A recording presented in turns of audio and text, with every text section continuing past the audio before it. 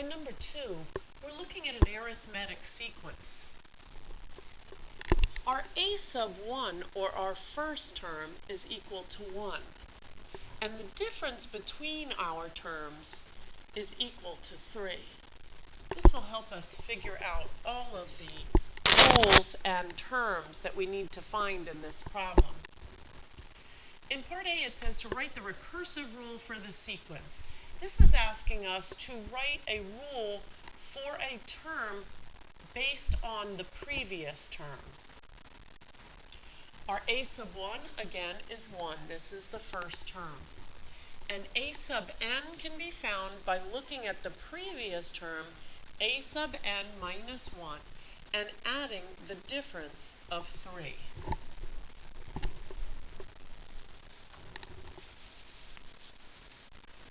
When we're asked to write an explicit rule for the sequence, we're using the formula given to us on our formula sheet.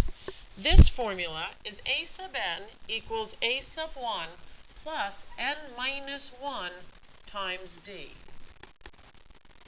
Substituting in our a sub 1 and our d, we can simplify and get our rule. A sub 1 is 1 plus n minus 1 times 3. Distributing that 3, we get 1 plus 3n minus 3. Combining like terms, we get 3n minus 2 as our explicit rule. When we're asked to find the 60th term, that means n is equal to 60. And all we need to do is plug that into our rule. 3 times 60 minus 2 is 180 minus 2 is 178. In part D, when it asks what is the sum of the first 60 terms of the sequence, we're going to use, again, a formula from our formula sheet.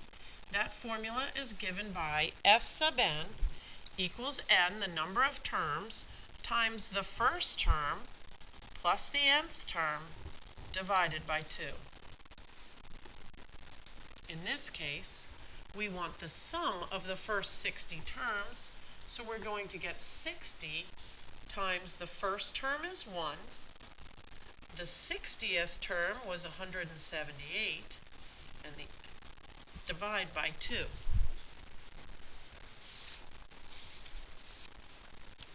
To calculate, we would get 30 times 179, or 5,370.